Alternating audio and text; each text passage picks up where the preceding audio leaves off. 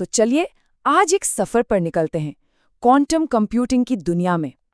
ये एक ऐसी टेक्नोलॉजी है जो हमारे विज्ञान, हमारी सुरक्षा और शायद हमारी पूरी दुनिया को ही बदल कर रख सकती है।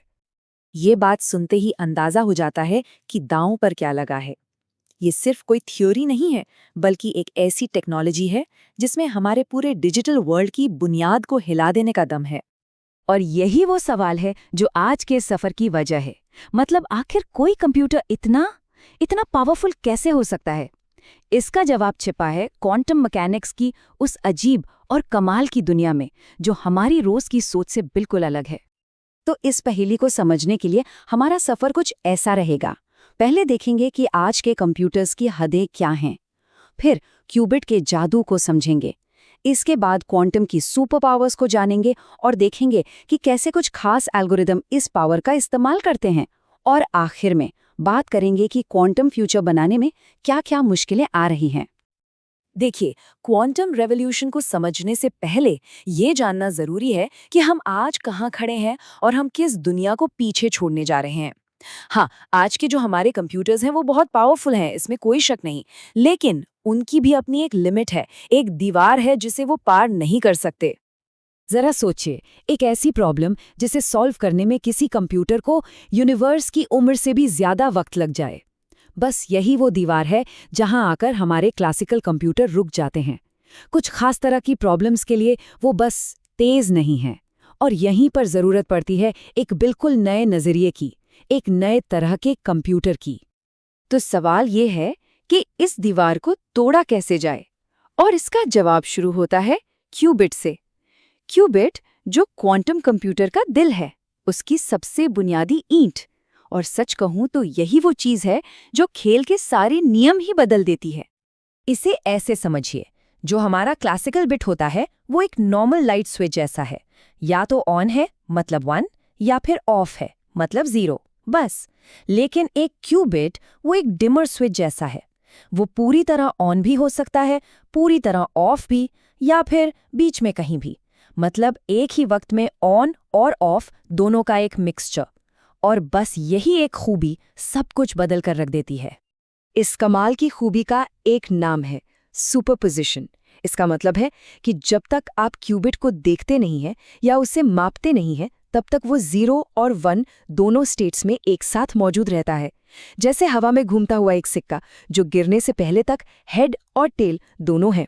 हाँ, सुनने में ये थोड़ा अजीब जरूर लगता है, पर यकीन मानिए यही वो खूबी है जो क्वांटम कंप्यूटर्स को उनकी बेमिसाल ताकत देती है। सुपरपोजिशन तो बस शुरुआत है।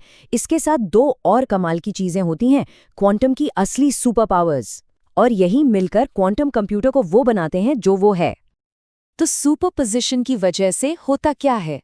क्योंकि एक क्यूबिट एक ही वक्त में कई वैल्यूज रख सकता है, एक क्वांटम कंप्यूटर एक साथ ढेर सारी कैलकुलेशंस कर सकता है।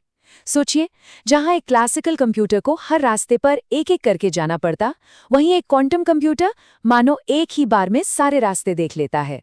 इसी को कहते हैं क्वांटम पैरेललिज्म। और फिर आती है क्वांटम की दूसरी सुपर पावर, एंटेंगलमेंट। जब 2 क्यूबिट्स एंटेंगल्ड हो जाते हैं तो वो एक तरह से जुड़ जाते हैं, एक टीम बन जाते हैं। अब चाहे उनके बीच कितनी भी दूरी क्यों न हो, अगर आप एक की हालत के बारे में पता लगाते हैं तो आपको दूसरे की हालत का भी फौरन पता चल जाता है। आइंस्टाइन ने भी इसे दूर से होने वाला डरावना काम कहा था। और ये रहस्यमयी कनेक्शन क्वांटम एल्गोरिदम के लिए बेहद जरूरी है। ठीक है, तो सुपरपोजिशन और एंटेंगलमेंट, ये सब सुनने में तो बड़ा अच्छा लगता है, पर असल दुनिया में इसका क्या काम है?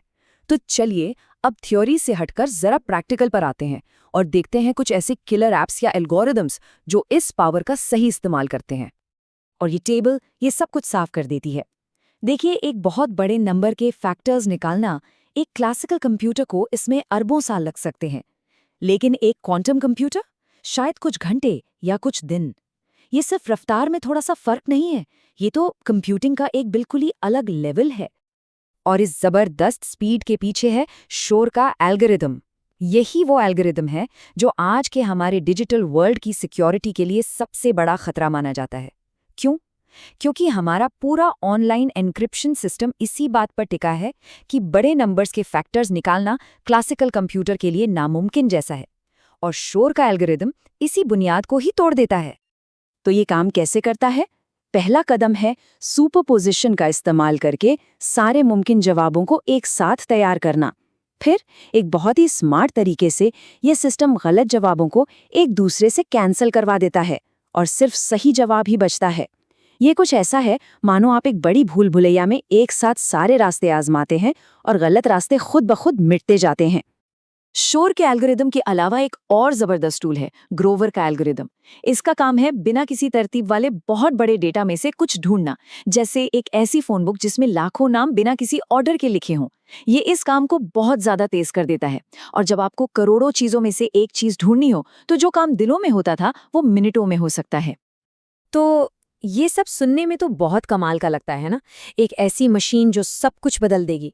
लेकिन इस थ्योरी को हकीकत बनाने का रास्ता इतना आसान नहीं है। सच तो ये है कि एक असली बड़ा और पावरफुल क्वांटम कंप्यूटर बनाना आज भी साइंस और इंजीनियरिंग की दुनिया की सबसे बड़ी चुनौतियों में से एक है।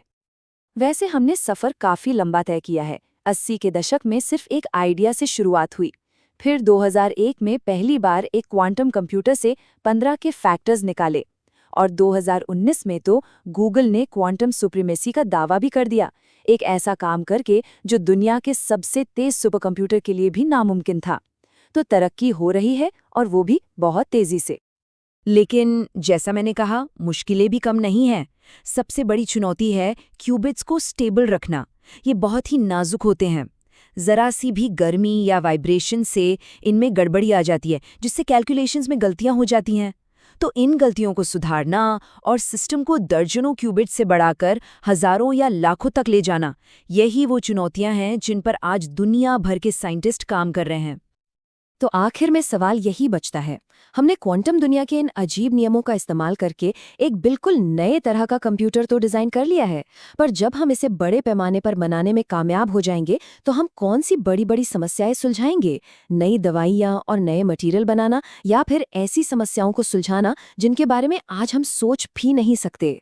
संभावनाएं वाकई में असीम हैं। एक बात तो तय है, हम कंप्यूटिंग के एक बिल्कुल नए दौर की दहलीज पर खड़े हैं।